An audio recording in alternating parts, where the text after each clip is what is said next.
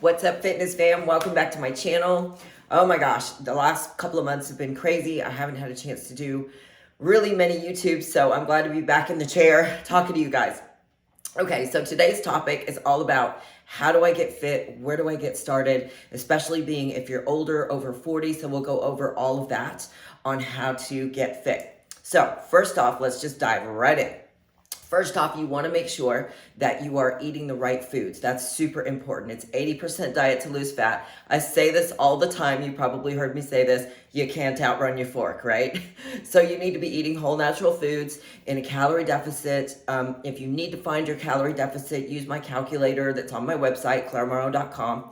Okay, it'll help you find your calorie deficit. I also have a macro calculator there as well. Speaking of macros, I've got a macro challenge coming up.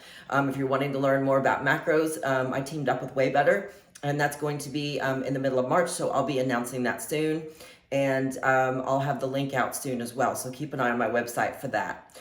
Okay, so make sure that you're in a good calorie deficit, eating whole natural foods, and you want to stay high protein. So that is number one.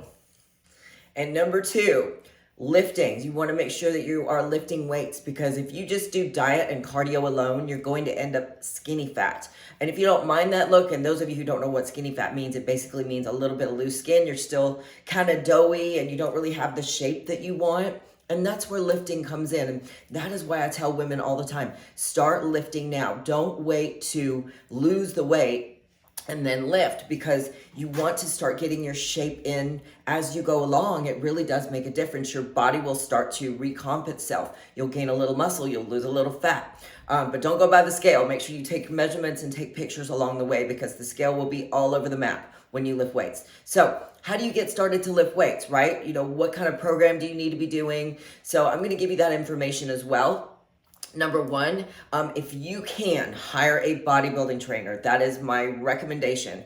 That is what we did, and it was a game changer. They taught us how to eat.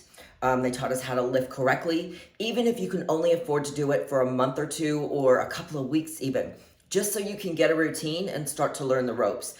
That will be really worth the money to do so. There's good bodybuilding trainers all over the place. If you're in the Dallas area, I know good ones. I even have one that does FaceTime training if you need some help from your home or at your local gym and you just want to do it via FaceTime. My girl Jackie does that, and she's amazing. I'm an online coach. I do online training, mostly with your diet and with your training program, but I don't do one-on-one in the gym anymore, mostly due to time constraints anymore. So that's really important. I do recommend that you hire a professional. It will help you tremendously.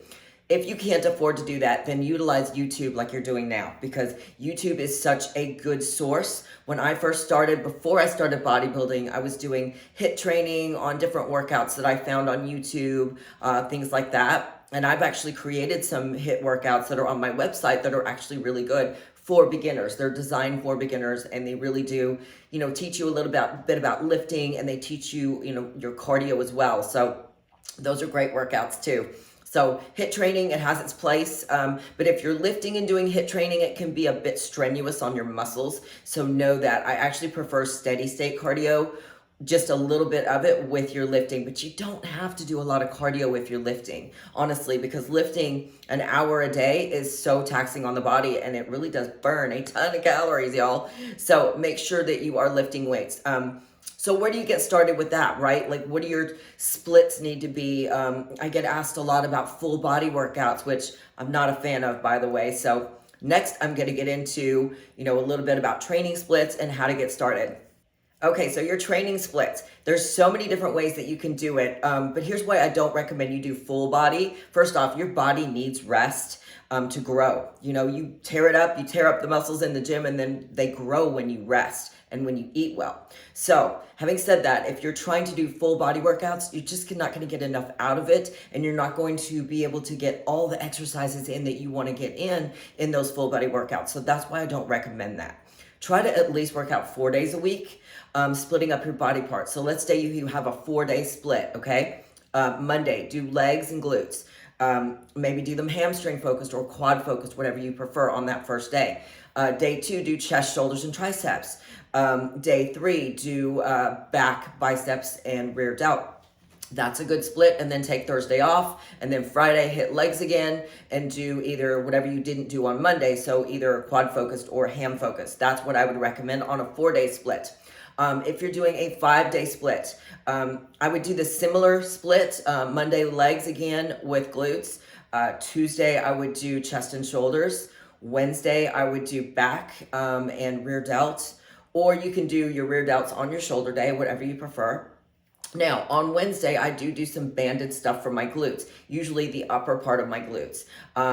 Thursday, I usually take the day off. Friday, I go back to the gym again and I hit either quads or hams, whatever I didn't do on Monday, along with a little bit of glutes. I've got great glute and leg training exercises, instructional videos on this YouTube, so definitely check those out as well. And don't forget to subscribe too, so you never miss a good video. All right, and then Saturday I'll go back to the gym and I'll hit shoulders again. So I don't always work shoulders twice a week. You just have to listen to your body. You know, it may be arms for me on a Saturday. It just really does depend. I don't work my arms a lot because they do get hit already on my chest days and my back days. So when you work back, your biceps get hit. When you work chest and shoulders a little bit, your triceps get hit. So I don't do a lot of extra of that. But you can. You can do a whole arm day, which sometimes I do. Now, getting into what exercise is what, you know, I'll start posting more on that in future videos. But right now, we're just talking about where to get started and what you need to be doing. So that's a 5-day split. I don't recommend any more than that. You could do a 6-day, but why? You're just going to overtax the muscle. The last thing you want to do is overtrain, and we're going to get into that next. Yeah, so overtraining, let's get into that. That is a thing. You can do too much. So what happens when you do too much? Your body can get stringy, like the muscles can get stringy instead of grow. And that has happened to me because I was so gung-ho when I first started that I didn't slow down for nothing, y'all. I mean, I was just full bore. And it didn't do me any good because I wasn't resting long enough, the muscles long enough to let them grow. And that's super important. If that's one thing I could instill to somebody, it would be work out your 4 days, 5 days a week, and make sure you rest the rest of the time. That's another reason why you don't want to do too much cardio. Let's get into that. So how much is too much? Start with 20 minutes a day, okay? If you're going to utilize lifting, cardio, and then, of course, diet should be number 1, training number 2, and cardio number 3, okay? Do 20 minutes post-lifting, or you can do it fasted. So let's get into that. Fasted is where you get up in the morning, you have no breakfast yet, you go and you do your cardio, get your heart rate up to 125 to 130 and go to get after it for 20 minutes or so. Start there, or you can do it post-lifting. And the reason why you want to do it post-lifting, and I get this question a lot, why do we do it post-lifting, is because it takes 17 minutes for your body to get into thermogenesis, okay? And once that happens, you start really utilizing your fat stores as energy. So you want to save your strength, number 1, for your lift. And once your heart rate gets up and you get into thermogenesis, the cardio is much more effective post-lifting because your heart rate's going to be up, so you'll get more bang for the buck, if you will. So do your cardio post-lifting or fasted. Start with 20 minutes. So let's talk about why only 20 minutes. Okay, let's say you're going to sell a house, right? Well, your house has to start up here, right? So when you get people negotiating you down to here where you're willing to go, that's why you want to start high, so you have a place to go. Same thing with your body. Our bodies are machines. They get used to what we're doing. So you need to start with a high calorie deficit. High calories in a calorie deficit. Don't go too low. That's why, because our bodies get used to it. Then where are you going to go? 1,000 calories, 800 calories? No, you've got to have a place to go. Same thing with cardio. You don't want to start too much because your body will adapt. And the last thing you want to be doing is 45 minutes to an hour of cardio a day. No, because that will start to take your muscle. When you're too low of a calorie deficit and you do too much cardio, it can really affect your muscle gains. So be really careful on that. When we do contest prep, which I'm in now, by the way, right now I'm only doing 4 days of cardio for 20 minutes. That's it.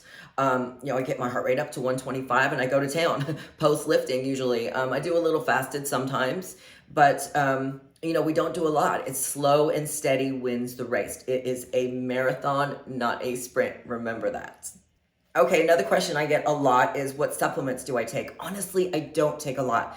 probiotics, multivitamin, the basics. On my Amazon page is pretty much everything that I take. But there are a few things that will help you along the way. For example, L-carnitine. I really like L-carnitine. This actually tells your body to release the fat stores to be burned as energy. So you take 2 of these before you do your cardio, 2 of these before you lift.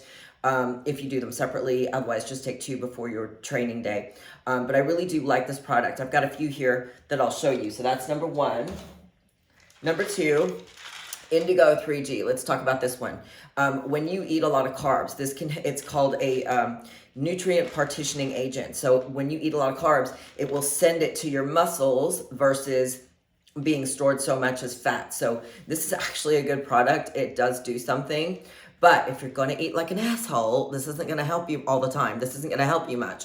But I will admit that I'll take it during a cheat meal sometimes, even though I don't have any cheats right now because I'm on prep. But it's actually a good product. So I find this on Amazon. It's not cheap, but it is worth it. It's good stuff.